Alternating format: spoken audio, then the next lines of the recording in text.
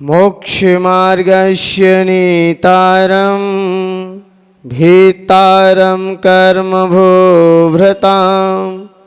ज्ञातारं विश्वतत्त्वानां वन्दे तद्गुणलब्धये वन्दे तद्गुणलब्धये। जय बोलिए अनंतानंद सिद्ध परमेष्ठी भगवान की। प्रथम तीर्थ श्री ऋषभनाथ भगवान की। धर्म तीर्थ शासन नायक अंतिम तीर्थंकर भगवान महावीर स्वामी की। आचार्य भगवंत गुरु श्री उमा स्वामी महामुनिराज की। आचार्य भगवंत गुरु श्री विराग सागर जी गुरुदेव की। उच्चारणाचार्य 108 श्री विनम्र सागर जी गुरुदेव की। अहिंसामयी जैन धर्म की।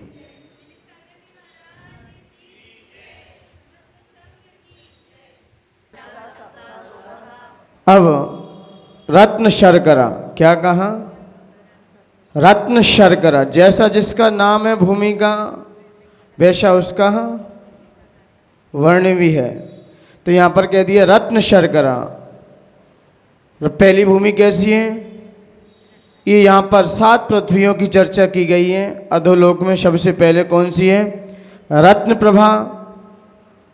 और फिर प्रभा पीछे से लगाना है आपको। प्रभा शब्द का मतलब क्या है? रोशनी। क्या है प्रभा शब्द का मतलब? रोशनी। तो यहाँ पर कह दिया रत्न प्रभा, शर्करा प्रभा, बालुका प्रभा, पंक प्रभा, धूम प्रभा, तमो प्रभा, महातमा प्रभा। ठीक है ना? भूमयो, ये क्या है? ये भूमि है। जैसे पहली कौन सी भूमि है? कौन सी भूमि है? रत्न प्रभा। तो रत्न प्रभा भूमि जो अपन कौन से भाग पे बैठे हैं, इसके भी 3 भाग हैं। खर भाग, अवुल्ल भाग और तीसरा कौन सा है? पंख भाग।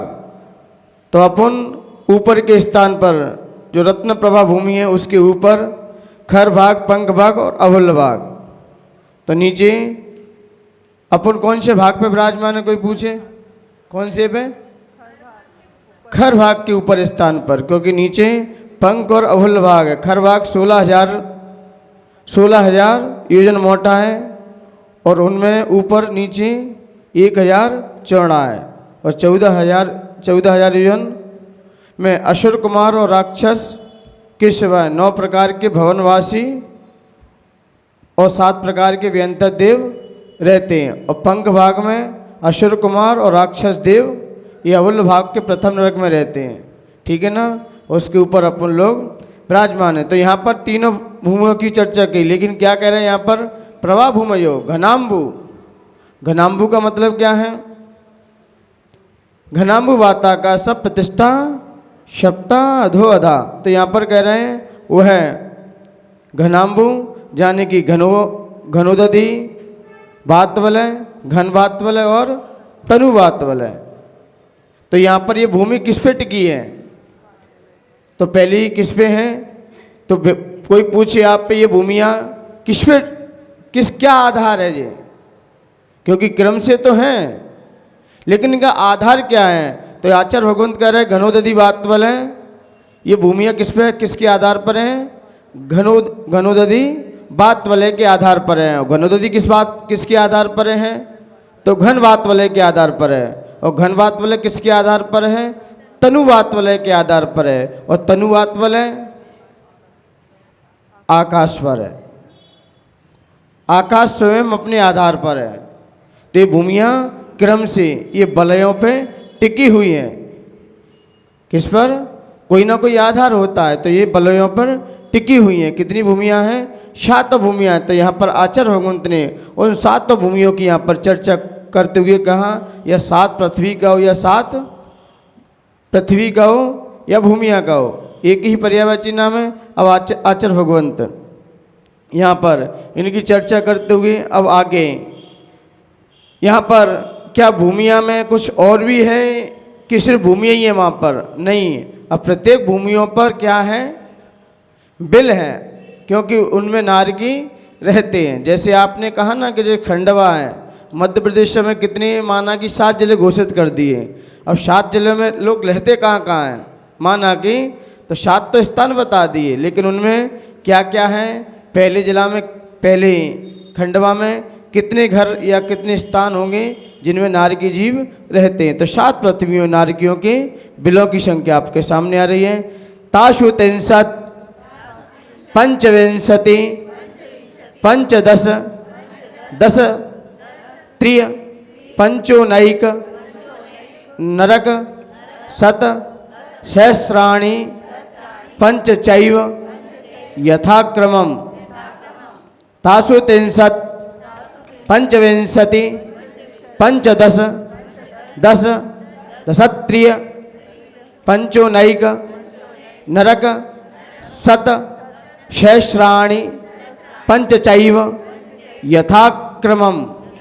तो यहाँ पर आचार्य भगवंत कह रहे हैं उन भूमियों के जो बिल हैं रहने के, वो नारकियों के स्थान हैं, उनकी यहाँ पर चर्चा है। ताशु 63 उनमें, ताशु 63 मतलब उन पृथ्वियों में क्या, यथाक्रमम क्रम से 30 सहस्राणि, सहस्राणि का मतलब है लाख, 3 यानी कि 30 लाख, पंचविंशति 25 लाख, ठीक है, और पंचदश 15 लाख, 10 लाख, 3 लाख, पंचोनैक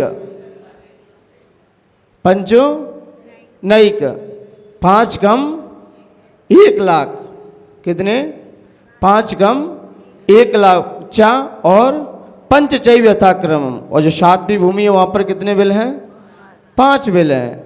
तो टोटल इन बिलों, ये बिल जमीन में गड्ढे और ढोल के पुल के समान होते हैं, गोल होते हैं, चौकोड़ होते हैं, उनमें अनेक प्रकार के होते हैं, अनेक प्रकार के बिल होते हैं, कोई प्रकीर्णक होते हैं, इंद्रक होते हैं, श्रेणीबद्ध होते, क्रम से बिल वहाँ रहते हैं, ठीक है ना। तो यहाँ पर उन रत्न प्रभाव में कितने बिल हैं, कोई पूछे तो ताशु 63, सूद से ही लगाते रहना, सूद से ही लग जाएगा, ठीक है ना, वहीं से आप लगा सकते। ताशु 63 उनमें, किन में, उन पृथ्वियों में। रत्न प्रभा में कितने हैं, 30 लाख, शर्करा प्रभा में 25 लाख, बालुका प्रभा में 15 लाख, पंक प्रभा में 10 लाख, धूम प्रभा में 3 लाख, और तम प्रभा 5 कम 1 लाख, ठीक है ना, और इसमें 5 ही बिल हैं। तो टोटल कितने हो जाएंगे अपने, कितने बिल हैं टोटल, 84 लाख, टोटल बिलों की संख्या निकली कितनी आएगी, 84 लाख हैं, 84 लाख हैं बिलों की संख्या टोटल, 30 25 84 लाख, ठीक है ना। तो यहाँ पर आचार्य भगवंतों ने ये अपने बिलों की संख्या निकाल दी। रत्न प्रभा पृथ्वी बहुत, ये अपने यहाँ रहते हैं, आगे चल के इन्हीं की पे चर्चा करते हुए आगे शुद्ध बढ़ते हुए कह दिया कि नारकियों में क्या क्या विशेषता है, वहाँ रहते हैं क्या, सुखी से रहते हैं क्या खुशी से रहते हैं क्या, माँ नहीं, तो वहाँ कैसे रहते हैं, तो नारका नित्याशवतरलेश्यः, नारका नित्याशवतरलेश्यः, परिणाम देह वेदना विक्रियः, परिणाम देह वेदना विक्रियः।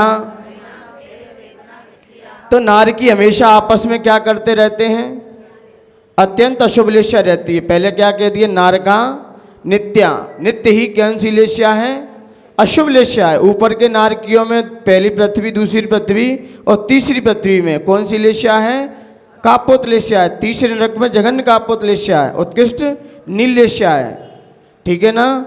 और पंक प्रभाव में ऊपर चलेंगे अपन, तीसरे में, तीसरे से लेके तीसरी, चौथी और 5वीं तक नील लेश्या है, ठीक है ना। और 5वीं और 6वीं में जाके नीचे 6वीं और 7वीं में किस लेश्या है। लेश्या का प्रकरण आपन ने देख लिया। नारकियों में हमेशा 3 अशुभ लेश्या पाई जाती हैं। 7वीं पृथ्वी, 6ठी पृथ्वी में कौन सी लेश्या रहती है, कृष्ण लेश्या रहेगी, ठीक है ना। और चौथे तीसरे तक नील लेश्या, और पहला दूसरा तीसरे तक कापोत लेशा, इनमें लेश्याएँ अशुभी लेश्या होती हैं। तो यहाँ पर कह दिया उन लेश्याओं के कारण, ठीक है ना। नारकी वैसे तो खुद ही दुखी हैं, नरकों में नारकियों का शरीर अशुभ नाम कर्म के उदय के कारण अशुभतर होता है। नारकियों का टेढ़ा मेढ़ा शरीर होता है, विवश होता है, वेदना और अशाता वेदनी कर्म का उदय हमेशा रहता है। वहाँ दुखों को ही भोग रहे हैं, वहाँ के दुखों का वर्णन हम, क्योंकि वहाँ पर, क्योंकि ऊपर कैसा है, ऊपर कैसा कोई पूछे, ऊपर शीत है और शीत और उष्ण की वहाँ पर वेदना भी है। तो ऐसे वहाँ पर दुख हैं, विक्रिया और विक्रिया, उनमें उत्तरोत्तर अशुभ विक्रियाएँ अशुभ होती हैं। वे अच्छा करने का ही विचार करते हैं, परंतु बुराई हो जाता है। इसलिए वहाँ पर कोई शुभ विक्रिया का वहाँ कोई उम्मीद नहीं रहती। इसलिए नरकों में नारकियों के बिल 5वें तक कैसे हैं, गर्म है, ऊपर कैसे हैं, गर्म है, और नीचे जाते ही ऊपर कैसे हैं, गर्म है, क्योंकि लोहे का गोला डाल दिया जाए पिघल जाएगा जाते ही, इतनी गर्मी है वहाँ। और लेकिन वही लोहे का गोला पिघला हुआ नीचे डाल दें तो जम जाएगा। तो नीचे इतनी सर्दी है और ऊपर इतनी गर्मी है। तो वहाँ पर क्या है, वहाँ पर हमेशा नारकियों के अशुभ लेश्या होने के कारण परिणाम देह वेदना विक्रियन में अशुभतर दुखों का सामना करना पड़ता है। क्षेत्र जनित दुख होते हैं, शारीरिक और मानसिक और असुर कुमार के दुख। 4 प्रकार के दुख तो हमेशा मौजूद रहेंगे। कौन कौन से हैं? क्षेत्र जनित, उनकी मिट्टी ऐसी है, यहाँ मिट्टी को रख दिया जाए ना तो कई योजन के जीव निपट जाएंगे। वहाँ के प्रथम नारकियों की, वहाँ के बिलों की मिट्टी लेके आए ना और यहाँ रख दें तो कई योजन तो जीव तो वैसे ही निपट जाएंगे। इतनी दुर्गंध युक्त रहती है मिट्टी, और वही खा रहे हैं, क्योंकि कहते हैं ना जो जहाँ रमण कर जाता है उसे वहाँ अच्छा लगने लगता है। तो ऐसे ही नारकी शारीरिक दुख, कई प्रकार के शारीरिक दुख हैं। कोई बढ़ा रहा है आपस में वैसे स्वयं तो दुखी है ही, लेकिन दूसरे नारकी भी आपस में मारकाट करते रहते हैं। तो शारीरिक दुख है, मानसिक दुख है कि मैं यहाँ से कब निकल जाऊँ, लेकिन वहाँ पर निकलने का कोई चांस ही नहीं है, मानसिक दुख है। और फिर न थोड़े से सहता भी लें तो असुर कुमार के देव खड़े रहते हैं। वो क्या करते हैं, वो नहीं मारते किसी को, देव आपस में बढ़ाते रहेंगे, ये इसकी बात उससे और इसकी बात उससे। कोई व्रती लोग होते हैं ना, वो इसकी बात उससे कहेंगे और उसकी कहेंगे, या तो असुर कुमार से निकल के आया, जाने की तैयारी कर रहा है। ऐसे लोग ही तो जाते हैं उसमें, जो व्रती होकर के भी, क्योंकि देव पर्याय मिलेगी तो व्रती जाएगा। लेकिन कुछ व्रती होते ना, यहाँ की बात उनसे और उनकी बात उनसे, और अपन आनंद से रहते हैं, अपन आनंद से रहते हैं और दूसरों को भिड़ा देते। तो ऐसे दुख को भी सामना करना पड़ता है। तो असुर कुमार के देव अब यहाँ पर कह रहे हैं, वो आ गया, सूत्र भी आ गया यहाँ पर। आपस में क्या करते हैं, तो नार की परस्परो दीर्घ दुखा, परस्परो दीर्घ दुखा, परस्पर नार की आपस में भिड़ते ही रहते हैं, लड़ते ही रहते हैं। वहाँ पर मारकाट चलती रहती है। 24 समय देखा जाए नार की लड़ी रहे हैं। कहते ना घर में कभी कभार आपस में लड़ाई हो जाती है। घर को क्या बना के रख दिया है, नरक बना के रख दिया है, थोड़ी सी भी शांति नहीं है। और सुबह की चालू हो जाए शाम तक चलती रहती है, होती कि नहीं होती कभी कभार। तो यहाँ पर कहते हैं घर को क्या नरक बना के रख दिया है, शांति नहीं है थोड़ी देर के लिए भी। तो यहाँ पर परस्परोधि दुख, आपस में भिड़ते ही रहते हैं। और एक दूसरे, जैसे कुत्ते होते ना, एक गली मोहल्ले के पहुँच जाए तो वो लड़ते ही रहेंगे। अब वहाँ पर बचाने का कोई समय भी नहीं है। तो वहाँ पर नरकों में भयानक दुख है और चीर फाड़ होने के कारण असमय मृत्यु भी नहीं होती, क्योंकि वहाँ पर अकाल मरण नहीं है। यहाँ जीने पे पाबंदी है, मरने पे पाबंदी है। यहाँ अच्छे से जी नहीं सकते घर में, और हम अच्छे से मर नहीं सकते। यहाँ जीने पे पाबंदी है, वहाँ मरने पे पाबंदी है। अब कहाँ जाएं? अब शांति से रहो जहाँ रहो। तो आचार्य भगवंत कह रहे हैं अब नारकी परस्पर में लड़ने के बाद बावजूद भी थोड़ी देर शांति बैठते हैं, फिर क्या आ जाता और दुख देने कौन पहुंच जाते हैं। कहते हैं ना लगे में ज़्यादा लगती है, लगे में ही ज़्यादा लगती है। जैसे तैसे थोड़े से शांति से बैठे, अब कौन आ गए, संकलिष्टाश्रुत अश्रुदीरित दुखाश प्राक चतुर्थ्या संकलिष्टाश्रुदीरित दुखाश प्राक चतुर्थ्या। नार की जीव थोड़ी देर के लिए और जो कहाँ तक जाते हैं, संकलिष्ट परिणामों के द्वारा अमरावती यानी आमरी क्या है, असुर कुमार के देश जो होते हैं, अमरावीश कौन सा है, हाँ, जो कि चौथी पृथ्वी के पहले पहले तक ये असुर कुमार के देव जाते हैं। कहाँ तक, चौथी पृथ्वी के पहले तक, क्या ना, प्राक चतुर्थ्या, चौथी माने कि तीसरी पृथ्वी तक असुर कुमार के देव कहाँ तक जाते हैं, कहाँ तक, तीसरी पृथ्वी तक जाएंगे बस। जैसे आता है ना प्रथमान योग की अपेक्षा से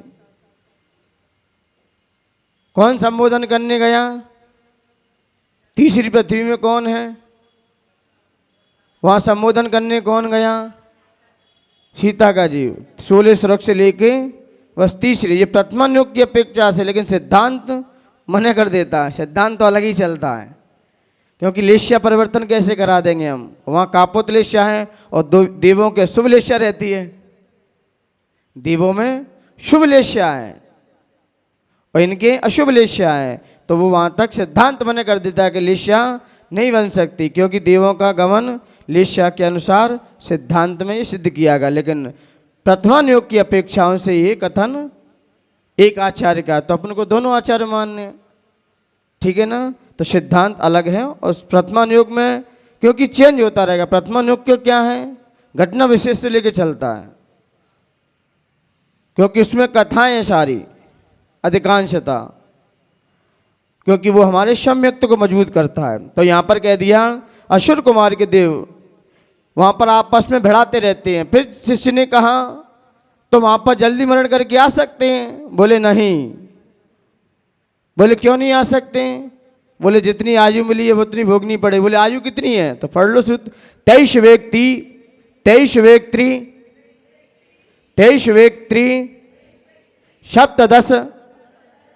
सप्तदश द्वाविंशति त्रयस्त्रिंशत् सागरोपमा सत्वानाम परास्थिति।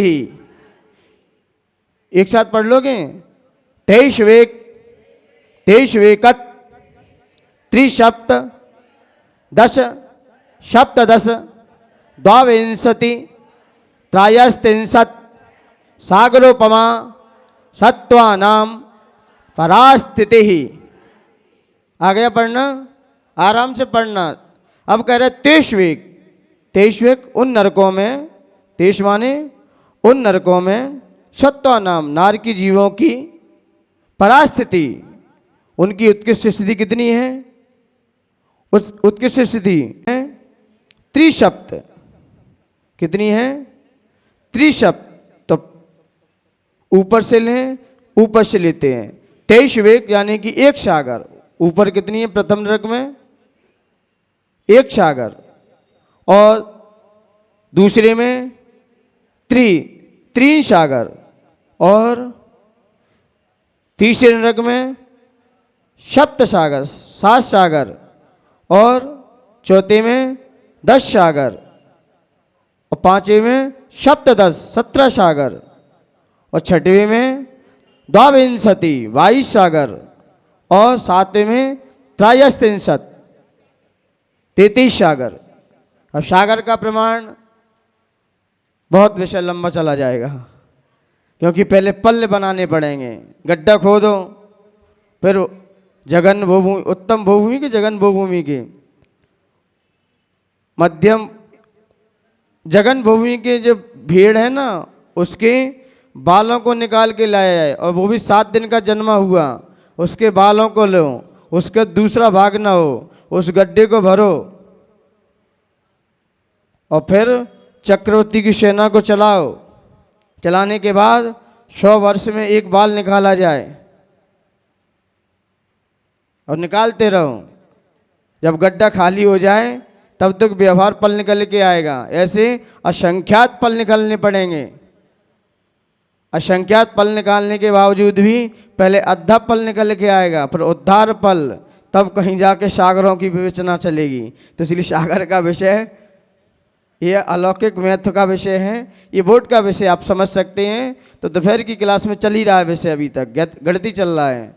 अभी नारकियों के बिलों में, पटलों में रहने वाले हैं, उनकी अवगाहना कैसे निकालते हैं वो भी है। तो अभी चल रहा है विषय। वैसे देखा जाए तो यहाँ पर क्या है, उन नारकियों में, नारकियों का अपुण्य अपुण्य क्या जान लिया, उनका आयु जान लिया। वो इतनी आयु को उन्हें तो भोगना ही पड़ेगा, उत्कृष्ट आयु है। अब यहाँ पर बोले नारकियों की चर्चा बहुत हो गई, क्या करने, जाना तो है ही नहीं है, अब क्या करें। बोले ठीक है, नहीं जाना है तो मध्यलोक में आ जाओ। बोले नरक में जाना है, नहीं तो चर्चा क्यों करें नारकियों की। जाना है कि नहीं जाना है, सब लोगों को नहीं जाना है। लेकिन देख लेना इसका विवेचन, क्योंकि नरक में जाने वाले श्री कृष्ण से अर्जुन ने प्रश्न किया, बोले आप इतना बताओ नरक में जाने की पात्रता क्या है। तब उन्होंने कहा प्रथम रात्रि भोजन, जो रात्रि भोजन करते हैं चाहे पानी क्यों ना पीते हो, फिर रात्रि में पानी क्यों ना पीते हो, प्रथम रात्रि भोजन। रात्रि भोजन करने वाले नियम से कहाँ जाएंगे, ठीक है ना। असंधान भक्षण, अचार मुरब्बा खाते हैं, और बहुत काय जीव आलू प्याज खाते हैं, नियम से नरक जाएंगे, चाहे भले ही भगवान के पास रहें। पर स्त्री गमनम, ये नरक के 4 द्वार हैं। तो यहाँ के लोग नहीं जाएंगे तो कहाँ जाएंगे, मध्यलोक में आ जाओ। छोड़ दो चर्चा, नरक की बहुत हो गई, बहुत दुखों का सामना कर लिया। आइए मध्यलोक में चलते हैं। मध्यलोक का विषय क्या है वहाँ का देख लिया, अब यहाँ का क्या क्या कैसे कैसे विषय हैं। जम्बू दीप लवणोदादया शुभ नामानो दीप समुद्र, जम्बू दीप लवणोदादय शुभ नामानो दीप समुद्र। अब यहाँ पर कह रहे हैं, मैं मध्यलोक का वर्णन कर रहे हैं, उनमें कुल द्वीप और समुद्रों के नाम बता देंगे। जम्बू द्वीप इस मध्यलोक में शुभ नाम, अच्छे अच्छे नाम वाले क्या हैं, द्वीप और समुद्र हैं। क्या हैं, द्वीप और समुद्र हैं। जम्बू द्वीप आदि और लवण आदि क्या हैं, अच्छे अच्छे नाम वाले क्या हैं, यहाँ पर द्वीप और समुद्र हैं। बस इतना इसका अर्थ है। यहाँ पर क्या कह रहे हैं, जो द्वीप समुद्र हैं वो कैसे नाम वाले, अच्छे नाम वाले हैं। जो कि जैसे जम्बू द्वीप मिलेगा पहले, फिर उसके बाद क्या है लवण समुद्र, फिर उसके बाद धातकी खंड, फिर उसके बाद कालोददी, और फिर उसके बाद पुष्कर द्वीप। फिर कौन सा है फिर समुद्र हैं, हाँ, अब जो नाम होगा वही समुद्र का रहेगा। जैसा नाम वैसा ही अब समुद्र तक चलेगा। तो ये कितने समुद्र द्वीप होते हैं, तो असंख्यात द्वीप समुद्र होते हैं। कितने होते हैं, असंख्यात द्वीप समुद्र होते हैं। तो ये द्वीप समुद्र यहाँ तक चर्चा करते हुए स्वयंभू लवण समुद्र अंतिम है। कौन सा है, स्वयंभू लवण समुद्र कौन सा है, अंतिम है। क्योंकि यहाँ तक तो कर्म भूमियाँ थी। लवण समुद्र भी, वो स्वयंभू लवण समुद्र भी कर्म भूमि के अंतर्गत है। बाकी जो आते हैं द्वीप समुद्र वो जगन भूमियाँ लग जाती हैं, ठीक है ना।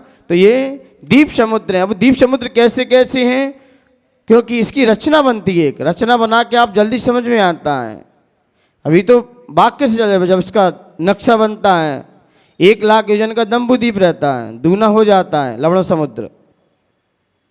लवण समुद्र दूना हो जाएगा, 45 लाख योजन में ये पूरा 2.5 द्वीप आ जाता है। अब 45 लाख कैसे निकालते हैं वो तो बोर्ड पे थोड़ा सा समझने के लिए लेना पड़ता है। 1 लाख जम्बू द्वीप, 2 लाख इधर लवण समुद्र, उधर भी 2 लाख रहेगा। फिर ऐसे ही बढ़ते बढ़ते जाके 16 तक लास्ट हो जाएगा। तो टोटल कर दोगे तो 45 लाख योजन में अपना ये 2.5 द्वीप आ जाएगा। 2.5 द्वीप के बाहर फिर कोई मनुष्य नहीं जा सकते। ऐसा 45 लाख के कई प्रमाण हैं। एक अपना जो 2.5 द्वीप हुआ, सौद्रविंद्र का विमान, प्रथम नरक में सिद्धशिला, सर्वा सिद्धि का ही कुछ विषय आता है। ऐसे 5-6 चीज 45 लाख योजन में है। तो इसलिए यहाँ पर इन चर्चा करते हुए आगे भगवान अपनी चर्चा कर रहे हैं। बोले इन द्वीप समुद्र का विस्तार भी क्या कैसा कैसा है, क्या स्थिर एक से ही रहते हैं, क्या अलग अलग भी हैं? तो आचार्य भगवंत कह रहे नहीं, दुई दुड़ी विस्कंभा पूर्व परिक्षेपणो बलयाकृत्य दुर्दुर विस्कंभा पूर्व परिक्षेपणो बलयाकृत्य। तो यहाँ पर कह रहे हैं वह दुई यानी कि दूने प्रत्येक द्वीप समुद्र कैसे हैं? दूने हैं। जो द्वीप समुद्र कैसे हैं? दूने विस्कंभा, दूने विस्तार वाले हैं। पहले द्वीप समुद्र से, पूर्व मतलब पहले द्वीप समुद्र से कैसे हैं? दूने हैं। ये माइक वाला कहाँ गया? थोड़ा सा गला पकड़ने लगता है बीच में। तो यहाँ पर पूर्व से कैसे हैं? दूने हैं। और वो कैसे हैं? चूड़ी के आकार के हैं। कैसे आकार है? चूड़ी का आकार है। जैसे चूड़ी होती है ना बलयाकृत्या, तो चूड़ी के आकार वाले ये द्वीप समुद्र हैं। क्योंकि ये द्वीप समुद्र दूने विस्तार वाले हैं। और ये समुद्र आगे चल के और विस्तार लेते चले जाते हैं। इसलिए मान्यवर द्वीप समुद्र का विस्तार आकार अपन ने जान लिया। अब द्वीप समुद्र का विस्तार और आकार वह कैसा है? तो जम्बू द्वीप का सबसे पहले आ रहा है। क्योंकि पहला द्वीप कौन सा है? जम्बू द्वीप। और अंतिम द्वीप कौन सा है? स्वयंभू नमो समुद्र द्वीप भी है, वही समुद्र। बस यहीं पर है 2.5 द्वीप में ही। द्वीप और समुद्र के नाम अलग, बाकी वही द्वीप रहता है, वही समुद्र रहता है। तो सबसे पहला कौन सा है? जम्बू द्वीप। पहले उसको समझ लेंगे। बस इसका जो जम्बू द्वीप है बस उसका दूना करते चले जाओ, दूने वो माप वहीं से निकल के आ जाएगा। तन मध्य मेरु नाभिर भित्तो योजन शत सहस्र विस्कंभो जम्बू द्वीपः। तन मध्य मेरु नाभिर्वृत्तो योजन शत सहस्र विस्कंभो जम्बू द्वीपः। अब कह रहे उन सब द्वीपों के बीचों बीच क्या है? सुदर्शन मेरु। ये नाभि मेरु सेंटर में, ये बीचों बीच में रहेगा। जैसे नाभि का मतलब अपन जानते हैं क्या? पेट में नाभि होती है कि नहीं? सेंटर में रहती है, बीचों बीच है। क्योंकि ये क्या है? नाभि मध्यलोक है। माना कि ऊपर का ऊर्ध्वलोक है, नीचे का अधोलोक है। नीचे का अधोलोक है। जैसे कहते ना लोक का नक्शा कैसे बनता है? कटी पे अपने हाथ रख लो और पैर थोड़े से फैला दो, नक्शा बन जाएगा 3 लोक का। 3 लोक का नक्शा बन जाएगा आराम से आपका। नीचे 7 राजू, बस कट्टी पे हाथ रख लो, नीचे 7 राजू, 5 राजू इस कोनी से लेके इस कोनी तक आ जाएगा। और ये बना है तो सामने ही तो रखा है, दिख रहा है कि नहीं दिख रहा है? वो पूरा रखा है सामने ही। तो पूरा ऐसे बिल्कुल पुरुषाकार होता है। तो लोग और बीच में, अब जम्बू द्वीप के बीचों बीच क्या है? जम्बू, वहां पर बीचों बीच क्या है? मेरु पर्वत है, नाभिर वृत्तो। तो यहां पर कह दिया ये नाभि सुदर्शन मेरु बीचों बीच है। और जम्बू द्वीप कैसा है? थाली के समान है, गोलाकार है। गोलाकार है। और ये कितना है? 1 लाख योजन विस्तार वाला है। कितना है? 1 लाख योजन विस्तार वाला है। और यहाँ पर कौन सा योजन लेंगे? महायोजन, क्योंकि इसमें महायोजन से चर्चा है। अब कह रहा है जम्बू द्वीप में क्षेत्रादियों का विभाजन कैसे क्या होता है, क्या जम्बू द्वीप में क्या क्या चीज़ें हैं। तो जम्बू द्वीप में एक जम्बू द्वीप हो गया, एक स्थान दे दिया। अब इसमें क्या रहेगा, तो आचार्य भगवंत कहते हैं इसमें जम्बू द्वीप में कितने हैं, क्षेत्र अलग अलग आ जाएंगे। अब क्षेत्रों का यहाँ विभाजन कर देंगे, क्योंकि जम्बू द्वीप तो एक स्थान दे दिया। अब उन स्थानों उन क्षेत्र उनमें रहते क्या क्या हैं, तो भरत हैमवत, हरि विदेह, रम्यक, हिरण्यवत, हिरण्यवतई, रावत, वर्षा, क्षेत्राणि। भरत हैमवत, हरि विदेह, रम्यक, हिरण्यवतई, रावत, वर्षा, क्षेत्राणि।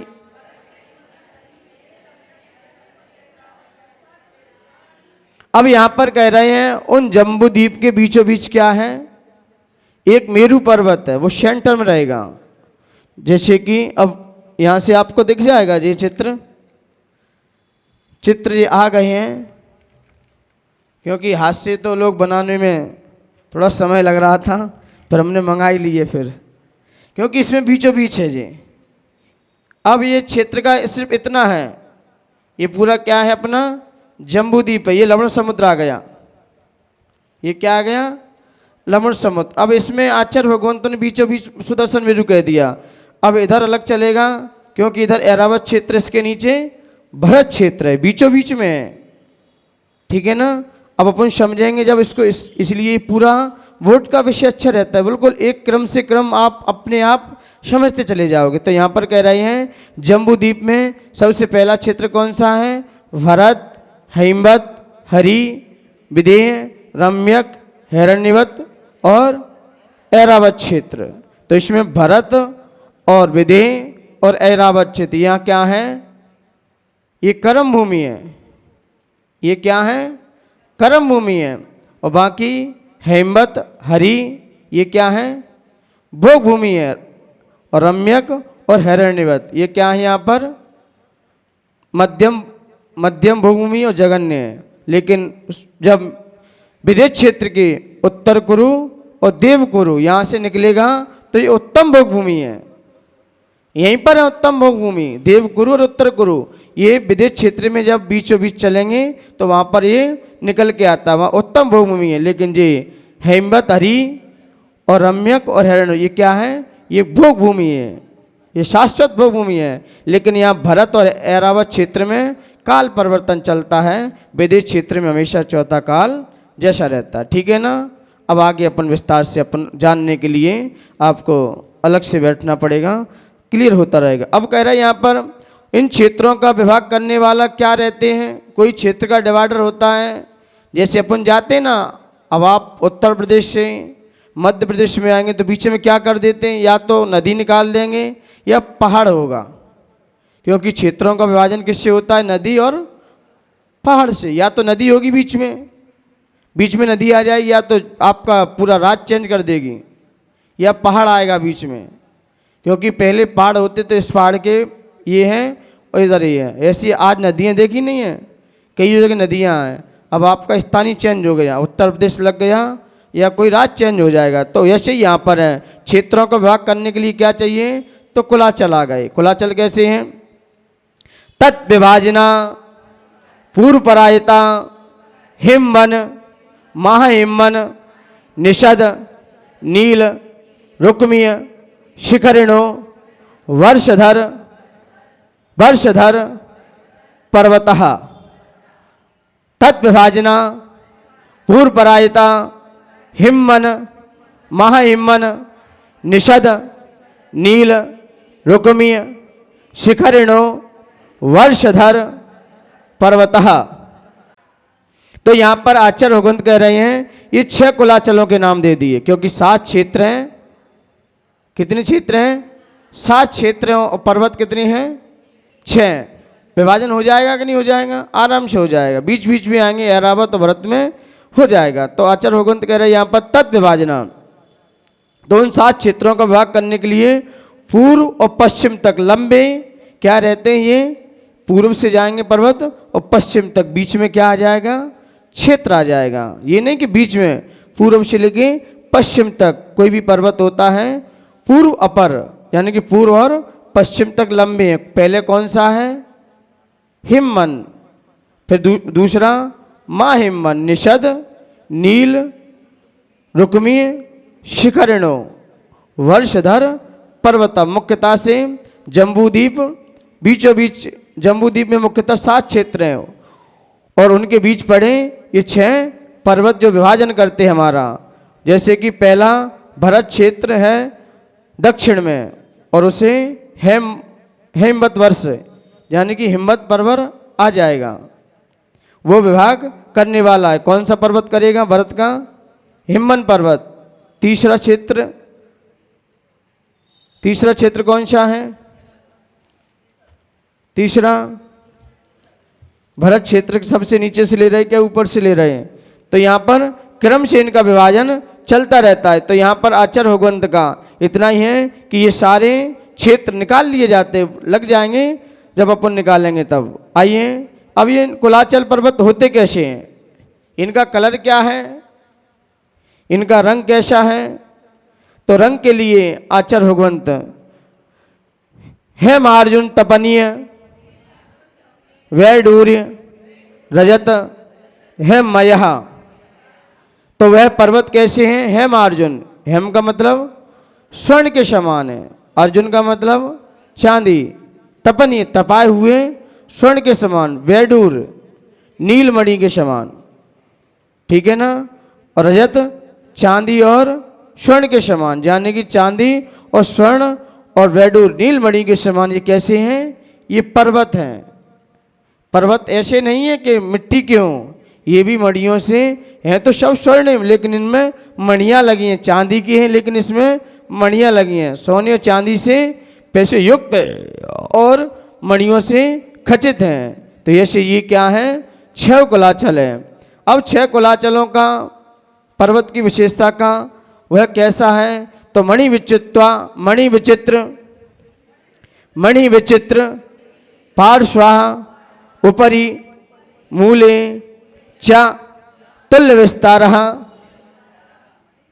मणि विचित्र पार्श्वा उपरि च तुल्य विस्तारः।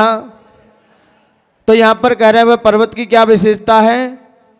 यह पर्वत दोनों पार्श्व भाग में दोनों तरफ क्या है?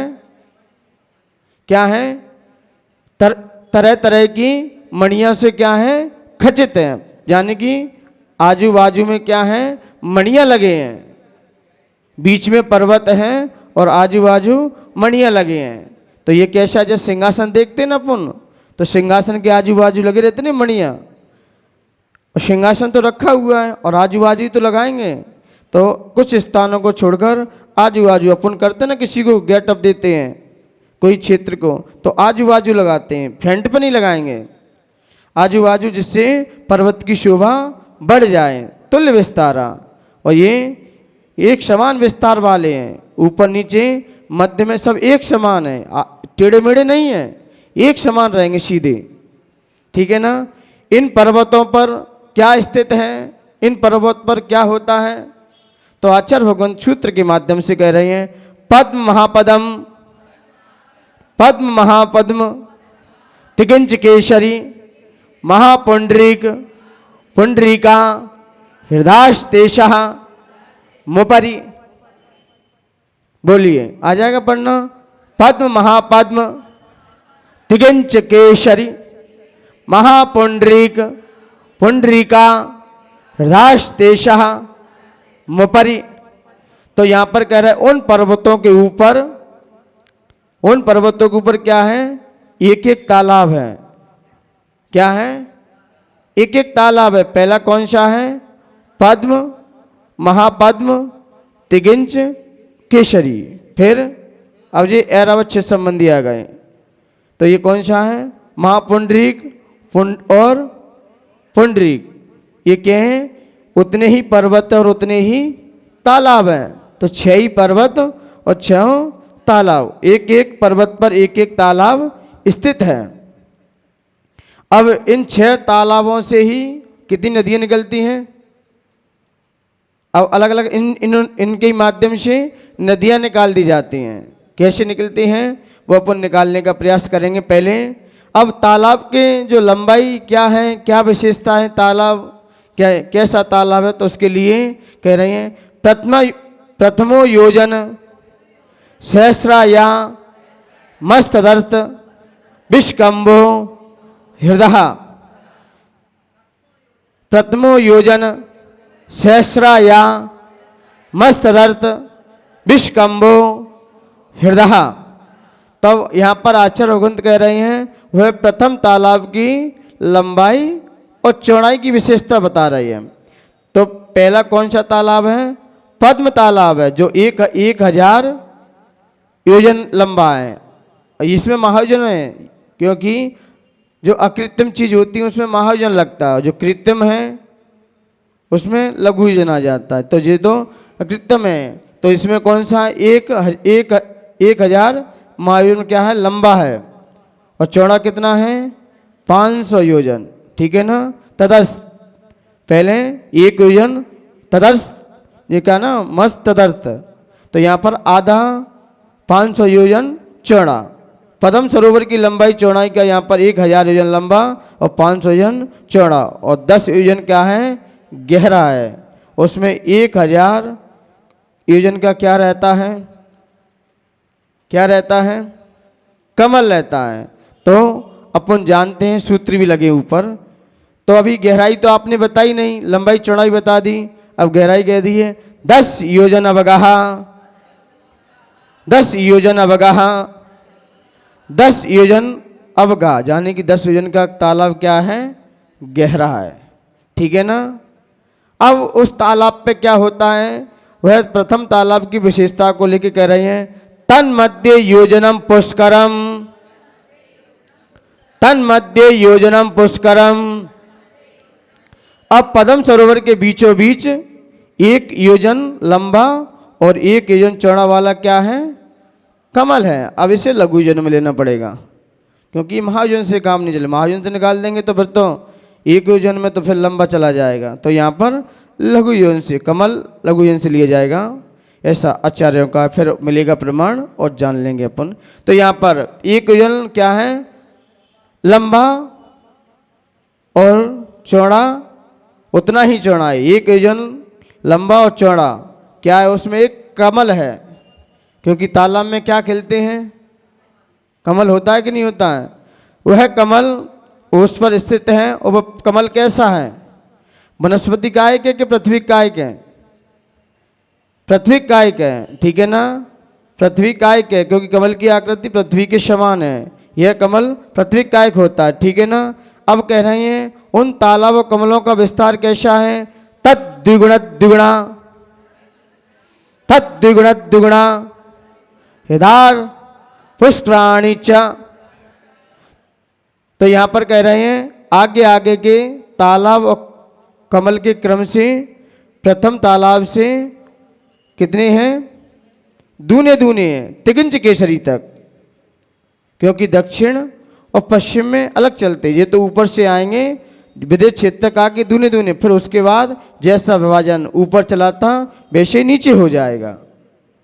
दूने दूने चलते हैं, वे चलते बस वहीं तक हैं, चलते वहीं तक हैं। जैसे कि भरत, कौन से क्षेत्र? भरत, हेमवत और हरि। इसके बाद विदित क्षेत्र आ जाएगा, यहाँ से नहीं चलेगा, यहाँ पर दूने दूने कर दिए। अब इसके ऊपर जो हरि का था, फिर उधर कौन सा?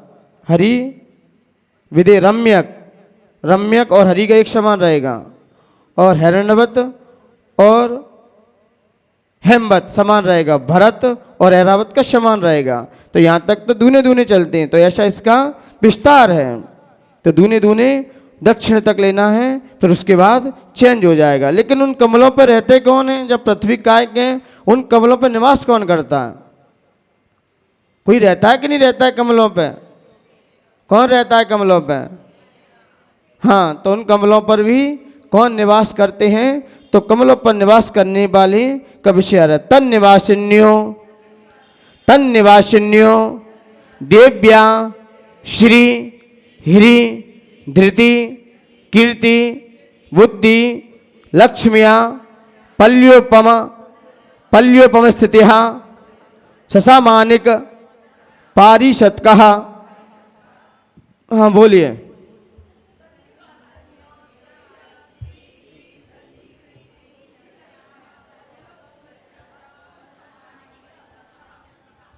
तो यहां पर उन देवियों की पहले तो क्या कह दिए, तन निवासिनो, देवियां, उन कमलों पर देवियां निवास करती हैं, उनकी एक पल की आयु रहती है। देवियों की आयु कितनी रहती है? एक पल की। देवों की आयु तो ज़्यादा हो सकती है, लेकिन देवियों की आयु कम रहती है, ठीक है ना। ये ससामानिक इनकी आज्ञा के अनुसार चलती हैं। जो आती हैं जब पंचकल्याणक होते हैं तब यही देवियाँ आती हैं, जो अष्टकुमारी बनती है ना, उनके यही नाम रखे जाते हैं। श्री देवी, हिरी देवी, धृति, बुद्धि, लक्ष्मी और ये लक्ष्मी, 8, 1 2 3 4 5 6 7 8, ये 8 देवियाँ हो जाती हैं और ये हमेशा माता की सेवा में रहती है, निवास वहीं करती हैं, ठीक है ना। तो इन कमलों पर ये देवियाँ निवास करती हैं, इनके स्थान कहाँ पर हैं? वहीं पर स्थित हैं। ये किन देवों की आज्ञा में रहती हैं? तो ससामानिक और पारिषद का, दोनों देवों की आज्ञा में रहती हैं। देवियाँ बिना आज्ञा के तो कहीं नहीं रह सकती, यहाँ भी किसी न किसी आज्ञा में रहती ही नहीं रहती। और स्त्रियों का वैसे देखा जाए वो तो बचपन में माता पिता, और फिर पति की आज्ञा में, और फिर पुत्र की आज्ञा में, क्योंकि उनका जीवन ही पराधीन है। लोकांतिक देव तो घूम सकते हैं। तो यहाँ पर देवियाँ बिना देव के नहीं रहती। किन्हीं लोगों का मानना है कि नहीं ये ब्रह्मचर्य से रहती हैं, का प्रमाण अभी क्लियर नहीं हुआ, लेकिन देवियाँ बिना देव के नहीं रहती। अब आ रहा है यहाँ पर विषय। अब यहाँ पर 6 इनको विवेचन करते हुए अब वहाँ पर जो नदियाँ हैं, अब उन तालाबों से अब नदियाँ निकलेंगी। 6 तालाब हैं, एक तालाब से 3-3 नदियाँ निकलेंगी और बाकी तालाब से 2-2 नदियाँ निकलेंगी। वो कैसे निकलती हैं? गंगा, सिंधु, रोहिद्रो, हिताश्या, हरितधरिकांता, सीता शीतोदा, नारी नरकांता, सुवर्ण, रूप्यकुला, रक्ता रक्तोदा, सहितस तन्मध्यगः, गंगा सिंधु रोहिद्रोहिताश्या, हरितधरिकांता, सीता शीतोदा, नारी नरकांता, सुवर्ण, रूप्यकुला, रक्ता रक्तोदा, सरितस तन्मध्यगः। पढ़ना आ जाएगा।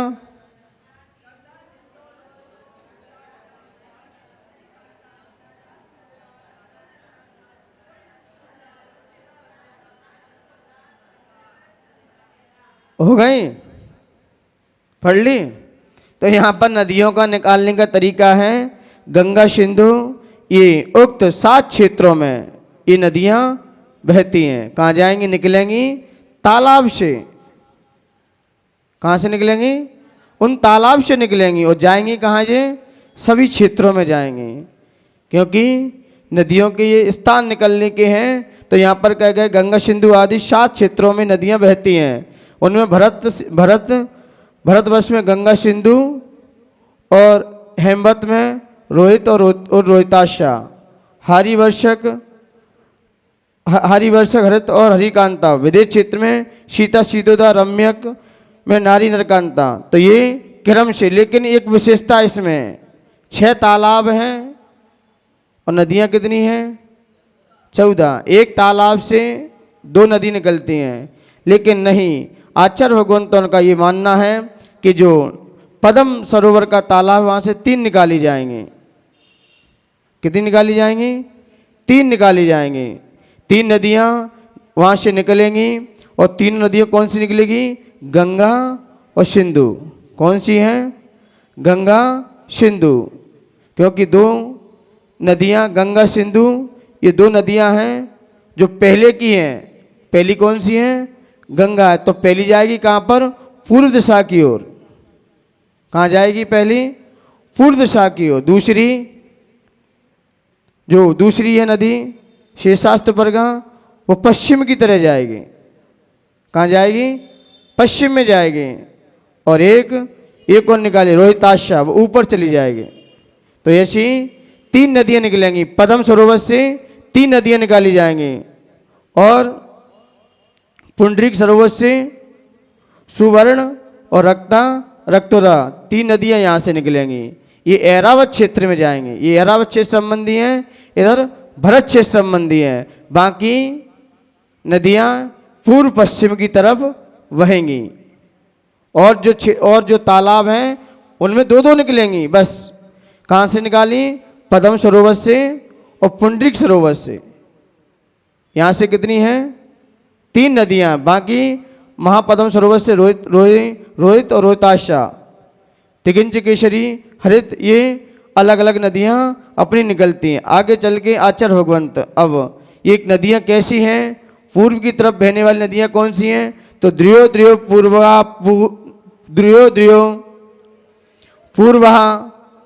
पूर्वगः। तो यहाँ पर गंगा सिंधु इत्यादि 2-2 नदियाँ हैं। वो पहले वाली नदियाँ पूर्व समुद्र में जाएंगी। कहाँ जाएंगी? पूर्व समुद्र को जाती हैं। अर्थात गंगा, रोहित, हरित और सीता, नारी और सुवर्ण और रक्ता, ये 7 नदियाँ कहाँ जाती हैं? पूर्व की तरफ बहती हैं। ठीक है ना? और जो बाकी निकली जैसे कि सिंधु आ जाएगी गंगा से, दूसरी नदी कौन सी? सिंधु, वो पश्चिम में जाएगी। यानी कि पहले की नदियाँ पूर्व में जाएंगी और दूसरी नदियाँ हैं जो वो पश्चिम की ओर बहेंगी। तो यहाँ पर कह रहे हैं शेषास्तु परगः, पश्चिम की ओर बहने वाली शेष नदियाँ पश्चिम में जाती हैं। पश्चिम में नदी में जाने वाली कौन सी है? सिंधु, रोहिताशा, हरितकांता, सीतोदा, नारी नरकांता, रूपकुला और रक्तोदा। ये 7 नदियाँ कहाँ जाती हैं? पश्चिम की तरफ जाती हैं। तो ये पश्चिम की तरफ जाती हैं तो इनकी क्या नदियाँ ऐसे ही बहती हैं? नहीं, इनकी सहायक नदियाँ भी होती हैं। सहायक नदियाँ कितनी होती हैं? 14 नदी सहस्र परिवृत्ता गंगा सिंधुआदयो नद्यः। तो यहाँ पर कह रहे हैं, पढ़ना आ जाएगा, 14 नदी सहस्र परिवृत्ता गंगा सिंधुआदयो नद्यः। तो यहाँ पर कह रहे हैं गंगा सिंधु आदि नदियाँ हैं, ये युगल 14 यानी कि क्या हैं? सहायक नदियाँ हैं। ये तो स्वतंत्र हैं ही, लेकिन सहायक नदियाँ कितनी हैं? गंगा सिंधु के साथ कितनी हैं? 14। लेकिन रोहित और रोहिताशा के साथ अब क्या हो जाएंगी? दूनी हो जाएंगे, क्योंकि नदी कितनी है? दूनी होती चली जाएंगी। गंगा के साथ और सिंधु के साथ कितनी थी? 14। और लेकिन रोहिताशा के साथ 28 और हरित और हरितकांता, इनके साथ 28 दूनी 56। अब सीता सीतोदा के साथ 1,12,000। ठीक है ना? अब इसके बाद फिर आधे हो जाएंगे, 56,000 नारी नरकांता और सुवर्ण कुला और रूपकुला, इनके साथ 28 और रक्तोदा के साथ ये रक्तोदा ये ऐरावत क्षेत्र से हैं। ये वहाँ से, क्योंकि जैसा भरत का क्षेत्र चलता है उतना ही ऐरावत का माप होता है। तो यहाँ से इन सहायक नदियाँ हैं, ये सारी नदियाँ इसमें आके मिल जाती हैं, इनका समर्थन करती हैं। ये इन नदियों की चर्चा करते हुए आचार्य भगवंत कह रहे हैं, अब अपन ने जान लिया ये सारे कुलाचल पर्वत कौन निवास करता है, सब जान लिया, वहाँ पर अपने सब जान लिया। लेकिन ये भरत क्षेत्र कहाँ पर स्थित है और उसका क्या भाग है? तो कह रही है भरत क्षेत्र का विस्तार, भरत षट विंशति पंचयोजन शत विस्तारा षट चैकोन विंशति भागा योजनस्य भरतः षट्विंशति पंचयोजन शत विस्तारः षट चैकोन विंशति भागा योजनस्य। तो यहाँ पर कह रहा है भरत क्षेत्र का, अब भरत क्षेत्र का कितना भाग है? भरत क्षेत्र का दक्षिण से लेके उत्तर तक कितना भाग निकल के आएगा? तो 526 सही 6/19 भरता षट विंशति, यानी कि षट विंशति पंच योजन। ये कितना कह दिया? 526 है कि 25 है? 526 षट विंशति 26 526 सही 6/19। ये जम्बू द्वीप में निकाल लेंगे। जम्बू द्वीप कितना है? 1 लाख योजन का है। उसमें भरत क्षेत्र का विस्तार कितना है? 526 सही 6/19। ठीक है ना? इसका दूसरा कहते हैं ना 190वां भाग है। 190वां भाग भी ऐसे निकल देगा। जब आप बोर्ड से आएंगे तो आपको समझ में आ जाएगा, निकालने का तरीका भी रहता है। अब कह रहे हैं भरत क्षेत्र का दक्षिण से विस्तार अपन ने जान लिया। अब आगे कह रहे हैं और भी क्षेत्र पर्वत का विस्तार है क्या? बिल्कुल बिल्कुल भी उनका भी है। तद दुगुणा विस्तारा वर्षधर वर्षा विदेहांतः। तो यहां पर कह रहे हैं विदेश क्षेत्र पर्यंत। कहां तक? सिर्फ विदेश क्षेत्र पर्यंत पर्वत और क्षेत्र भरत क्षेत्र से कितने हैं? दूने दूने विस्तार वाले हैं। जितना भरत क्षेत्र का था उससे दूना विस्तार किसका आ जाएगा? जैसे भरत क्षेत्र का कितना था? 526 सही 6/19। कितना था? 526 सही 6/19। और इसमें नदियां कितनी थी? 14 दूनी 28 और एक गंगा और एक सिंधु। तो 28,002 2802, क्योंकि 14 गंगा की 14 सिंधु की, तो इसकी तो नदियां भी तो क्षेत्र भी ये भी दूने दूने होते चले जाएंगे। और फिर कौन सा है? हिमवान पर्वत। यहाँ पर कितने हैं? इसका विस्तार कितना निकलेगा? तो 526 का दूना कितना होगा? 1052 सही 12/19। ठीक है ना? और हेमवत का 2105 सही 5/19। ठीक है ना? और माहिमन का 42,010 सही 10/19। अब जो क्रम घटता हुआ आ जाएगा अपना, तो ये दूना दूना होता रह रहा है। विदेश क्षेत्र तक तो दूना दूना होता गया है। तो ऐसा अपन जान लेंगे। यहाँ से भी अपन जान सकते हैं, नदियाँ भी साथ में रहती हैं। इसलिए यहाँ पर ये चर्चा करते हुए ये अब कह रहे हैं भरत और ऐरावत क्षेत्र का अब जो काल परिवर्तन है वो कहाँ होता है?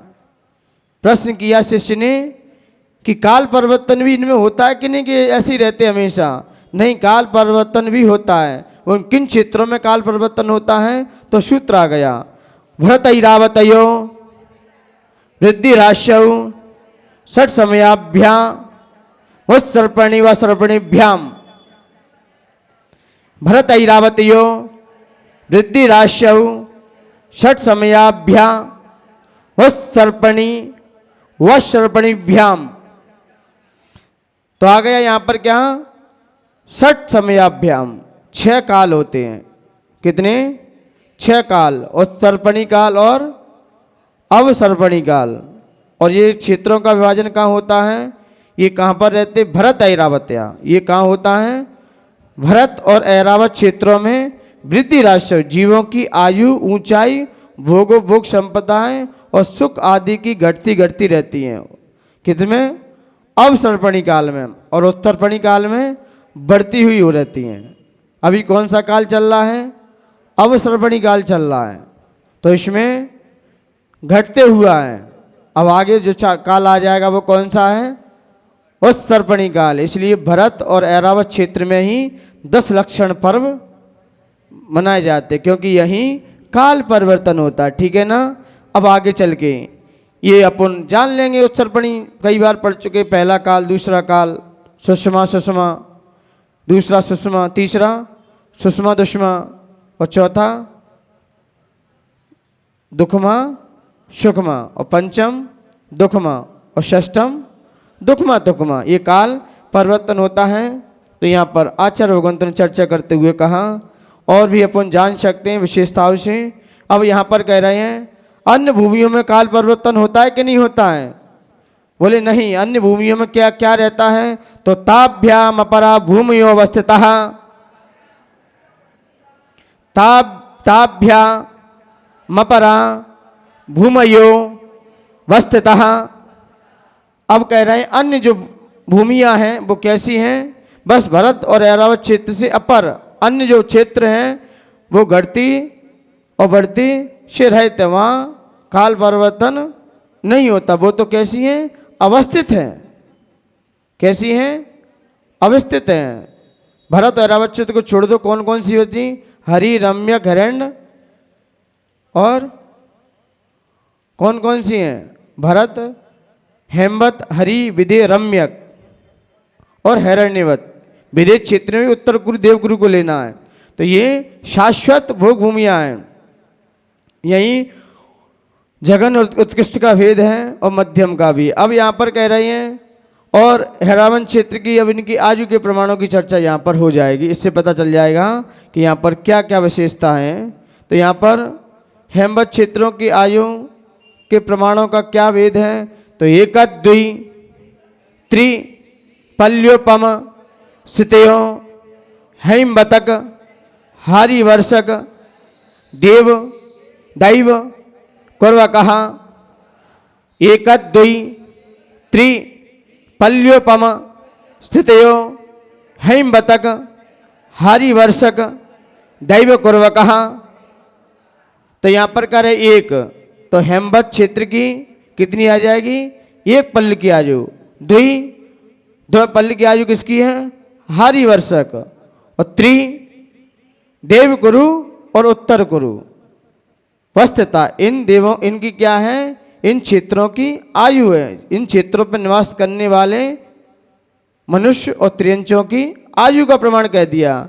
हरि वो हेमवत, हरि और देवकुरु यानी कि हेमवत जघन भूमि है और हरि मध्यक भूमि है। देवकुरु और उत्तर कुरु उत्कृष्ट भूमि है। इससे ये सिद्ध हो गया, क्योंकि एक पल्ल की आयु मिल रही है तो आप जघन भूमि में जाओगे, क्योंकि जघन भूमि की आयु कितनी होती है? एक पल्ल की, मध्यम भूमि की 2 पल्ल की, उत्कृष्ट भूमि की 3 पल्ल की। अब इससे ज़्यादा आयु नहीं होती, क्योंकि यहाँ पर आयु इतनी मिलती है। यहाँ मनुष्य रहें, यहाँ घटते बढ़ते नहीं हैं, क्योंकि यहाँ युगलीय पैदा होते हैं। यहाँ के मनुष्य जितने उतने ही रहेंगे, न कम होंगे न ज़्यादा होंगे। कल आया था ना प्रश्न, आया होगा कल, क्योंकि यहाँ पर बराबर रहते हैं, क्योंकि युगलीय पैदा होते हैं, युगल से ही जन्म लेते हैं। तो यहाँ पर ये मनुष्य त्रियंच की आयु क्रम से 1 पल, 2 पल और 3 पल की होती है। ठीक है ना? तो यहाँ पर अपने जान लिया उत्तम भूमि और जघन भूमि और मध्यम भूमि। अब कह रहे हैं और भी क्या है? तो तथोत्तरः। अब उत्तर क्षेत्रों के मनुष्य त्रियंचों की आयु भी हेमवत आदि क्षेत्र मनुष्यों के समान जान लेना चाहिए, क्योंकि उधर कौन था? देवकुरु उत्तर कुरु के समान ही समान है। ठीक है ना? और रम्यक और हरिवर्षक के समान है और हिरण्यवत हेमवत के समान है। और विदेश क्षेत्र की चूणिका को अपन जान चुके हैं। ठीक है ना? इस प्रकार उत्तम भूमि और अपन ने जान ली। अब कह रहे हैं विदेश क्षेत्र में आयु का प्रमाण क्या है? तो विदेश क्षेत्र में भी आयु जीवों की मिलती है। वहाँ कितनी मिलती है? विदेशु संख्य कालः, विदेशु संख्य कालः। विदेश क्षेत्र में आयु संख्यात वर्ष की रहती है। विदेश क्षेत्र में आयु अब पल्ल की नहीं रहेगी, क्योंकि वहाँ कितनी रहेगी? 1 कोटि पूर्व। अधिकांश आयु कितनी है उत्कृष्ट? 1 कोटि पूर्व। इतनी आयु तो मिलनी है, वहाँ आराम से रहो। विदेश क्षेत्र में जैसे यहाँ पर भी व्यवस्था है, यहाँ पर जब काल लगता है, चौथा काल प्रारंभ होगा, तब भी आयु उतनी मिलेगी, फिर अवश्रवणी काल के कारण घटती घटती रह जाती। तो यहाँ पर विदेश क्षेत्र में संख्यात वर्ष की आयु। ठीक है ना? विदेश क्षेत्र में ये जीवों की आयु का प्रमाण कह दिया। अब आगे आचार्य भगवंत वही सूत्र फिर आ गया, भरत क्षेत्र का विस्तार कैसे निकाला जाए। तो इन्होंने दूसरा तरीका निकालने के लिए यहाँ पर एक सूत्र फिर से दे दिया। पहले कहा 526 सही 6/19। अब यहाँ पर कह रहे हैं कितना? 1 लाख में 190वां भाग। ऐसे भी निकाल सकते, दोनों प्रमाण है अपने पास, आपको जानना हो तो मैं आपको वोट के माध्यम से इसको और अच्छे से आ जाएगा। तो भरतश विश्वकंभो, भरतश विश्वकंभो जम्बूदीपस्य नवति शतभागः, भरतश विश्वकंभो जम्बूदीपस्य नवति शतभागः। तो भरत क्षेत्र का विस्तार जम्बूदीप से कितना है? 190वां भाग है। आप 190 का 1 लाख में भाग देंगे तो 526 ही 6/19 ही निकल के आएगा, वही आएगा प्रमाण। आप चाहे ऐसे निकाल लो चाहे वैसे निकाल लो। 1 लाख में कितने का भाग देना है? 190 का, तो कितना निकल के आएगा? 526 ही। आप दे के देखना, आज यही होमवर्क है आप लोगों का, काम तो कुछ है नहीं। तो यहाँ पर यही सबसे बड़ा काम है, इसमें लगाओ अपने काम। आया ना, मन का काम क्या है? सुत मन इंद्रियस्य, मन का काम क्या है? सुत में लगाने। अपना मन किस में लगाएं? सुत में लगाएं क्या? कल क्या बनाना है, पाड़ना होनी है। तो यहाँ पर कह रहे हैं, तो यहाँ पर अब ये तो अपन ने भरत क्षेत्र का जान लिया, किसका? जम्बूदीप संबंधी जो विषय था अपन ने जान लिया, कहाँ क्या होता है, कैसे रचना होती है, ये जम्बूदीप का जान लिया। अब धाती खंड द्वीप आ गया। कौन सा आ गया? ये मुझे लगता है तीसरा अध्याय पूरा 2.5 द्वीप को लेके चल रहा है। क्या है इसमें? पूरा 2.5 द्वीप आ जाएगा आपका समझ में। तो यहाँ कह रहे हैं द्विधात की खंडे, द्विधात की खंडे। अब धात की खंड में दूसरा द्वीप कौन सा है? धाती खंड है। तो इसमें दूसरा द्वीप क्षेत्र कुलाचल मेरू नदी आदि समस्त जम्बूदीप से दूने हैं। क्या है? दूने। जम्बूदीप में एक सुमेरु पर्वत था, वहां 2 हो जाएंगे अब। तो एक सुमेरु पर्वत का जो विषय था वो धाती खंड में एक सुमेरु पर्वत का रहेगा, दूसरे का एक के समान रहेगा। इसलिए ये क्या हो जाता है? दूना हो जाता है, पूरा दूना हो जाएगा। जो अपन ने पढ़ा है विषय अभी, इससे दूना कर दो। जम्बूदीप कितना है? 1 लाख योजन का है, और ये कितना हो जाएगा? 2 लाख का मन ले लेना, ऐसे ज़्यादा होगा जे, क्योंकि 1 लाख का तो ये 2 लाख का तो लवण समुद्र, 2 लाख इधर 2 लाख उधर, फिर इसके बाद 8 लाख का, 4 लाख इधर और 4 लाख उधर, तो जाके निकलेगा 8 लाख का आ जाएगा पूरा। पूरा लेंगे उत्तर से दक्षिण तक, क्योंकि दक्षिण भाग में अभी 4 लाख है और उत्तर में भी 4 लाख है। तो धाती खंड तो लंबा निकलेगा, क्योंकि इससे अब जो क्षेत्र हैं कुलाचल हैं, इससे क्या हो जाएंगे? दूने दूने हो जाएंगे, क्योंकि वहाँ पर 2 सुमेरु पर्वत हैं, एक उत्तर भाग में एक दक्षिण भाग में। तो ये दोनों भाग आपस में चलते हैं, लेकिन द्वीप कौन सा है? धाती खंड द्वीप है, ठीक है ना। ये जम्बूदीप से दूना है। अब कह रहे हैं पुष्कर भी क्या है? तो पुष्करार्धे चा। अब आधा पुष्कर लेना पड़ेगा। पुष्कर पूरा क्यों नहीं लेंगे? क्योंकि मानसोत्तर पर्वत के आगे जा नहीं सकते। तो जैसी व्यवस्था अपने धातकी खंड में करके आए, वही व्यवस्था यहाँ पर पुष्कर में हो जाए। यहाँ भी 2 ही क्या है? मेरू पर्वत है। 2 मेरू पर्वत पुष्कर द्वीप में है, 2 धातकी खंड में है और एक जम्बूदीप में है। तो पंचमेरु कहते हैं ना, 5 मेरू। तो 5 मेरू ऐसे निकलते हैं। 2 कहाँ पर हैं? आधे पुष्कर में। वैसे पुष्कर डबल करते हैं, लेकिन बीच में क्या है? मानसोत्तर पर्वत है, वो भी चूड़ीकार है। उसके बाद मनुष्य लोग जा नहीं सकते, क्योंकि विष्णु कुमार मुराद ने पहला कहाँ रखा था कदम? पहले सबसे पहले सुमेरु पर्वत, दूसरा मानसोत्तर पर्वत गया। अब बचाई क्या है? अब तीसरे पैर कहाँ रखें?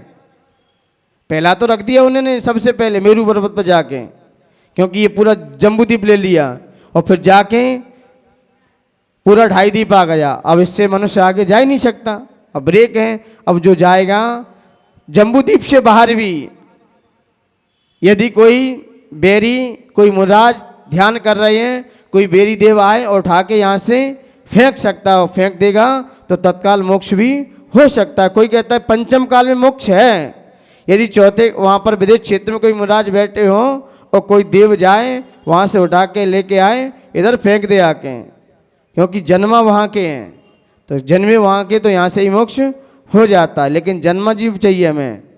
ऐसी चौथे काल के जीव जन्म हो, पंचम काल मोक्ष गए नहीं गए भगवान महावीर स्वामी के शासन में, पंचम काल चल रहा था फिर भी, लेकिन जन्मे चौथे काल के थे, ये विशेषता रहती है बस।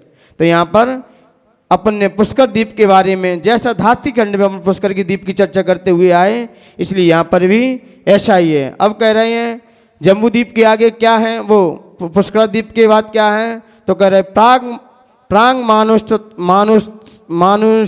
मनुष्य, प्रांग मानुषोत्तरा मनुष्य, प्रांग मानुषोत्तरा मनुष्य।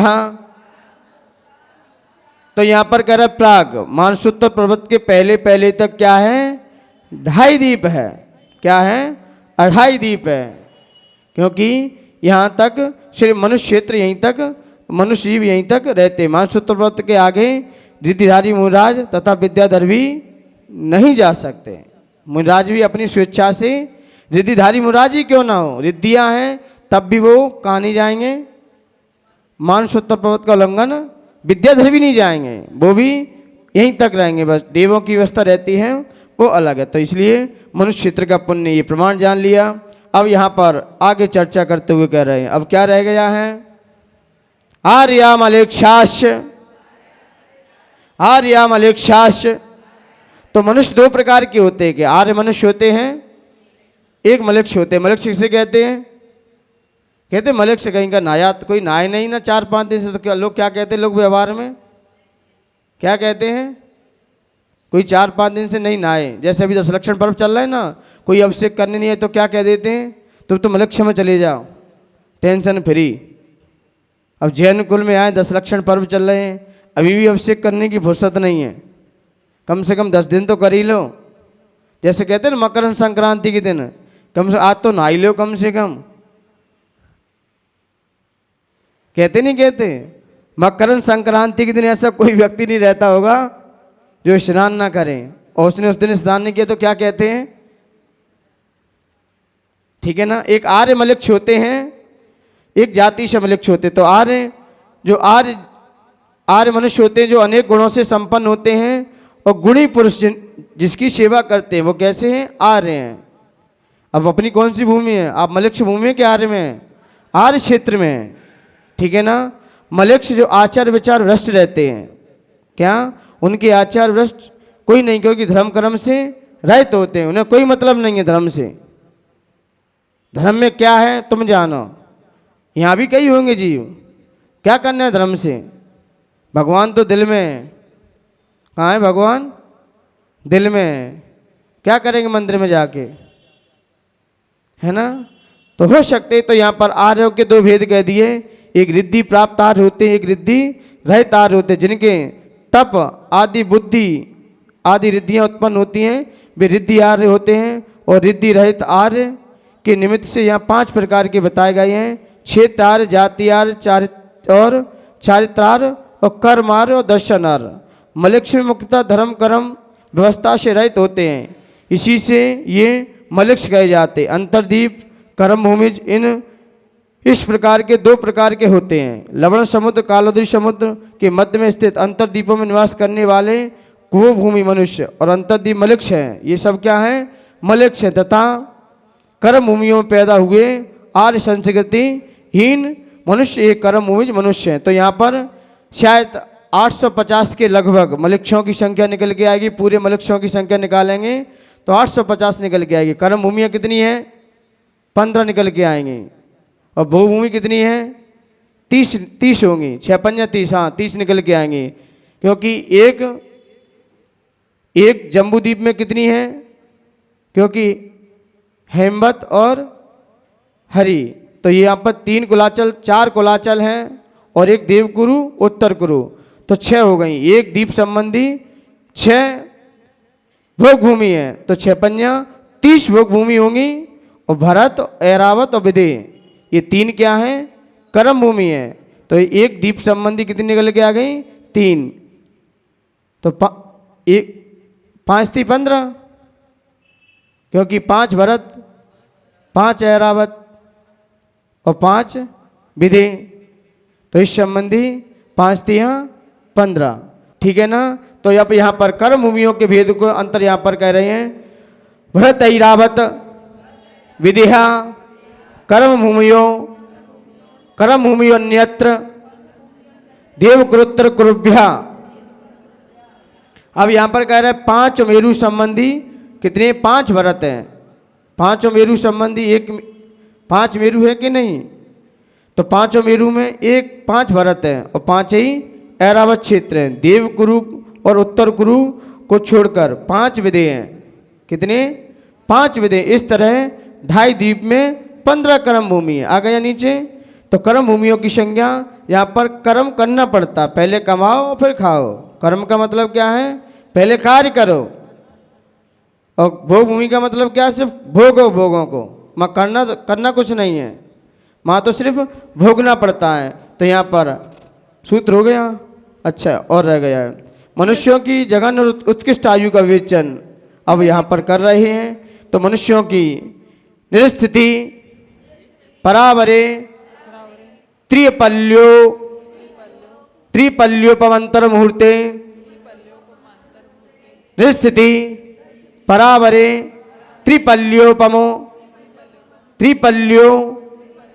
त्रिपल्योपमंतर मुहूर्ते।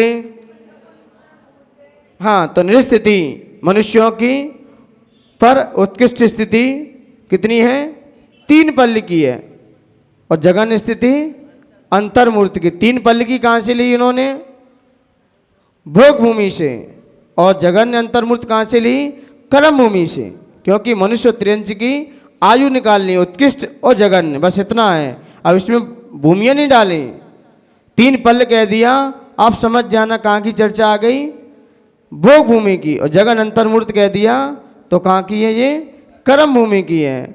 महाराज जी एक प्रश्न था, अभी कर लेंगे पर बैठ के। त्रियज्ञो निजानाम च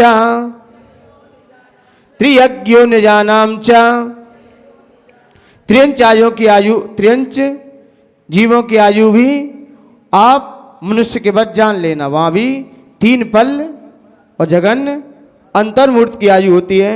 ये अपुण्य जाना, क्योंकि त्रियंच की जगन्य आयु और उत्कृष्ट आयु को जानकर अब आचार्य भगवंत कह रहे हैं, अब बहुत चर्चा होगी, समय भी ज़्यादा हो रहा है, अपन फिर बैठेंगे चर्चा करने के लिए। इति तत्वासूत्रे 3 अध्याय। नमो नमः।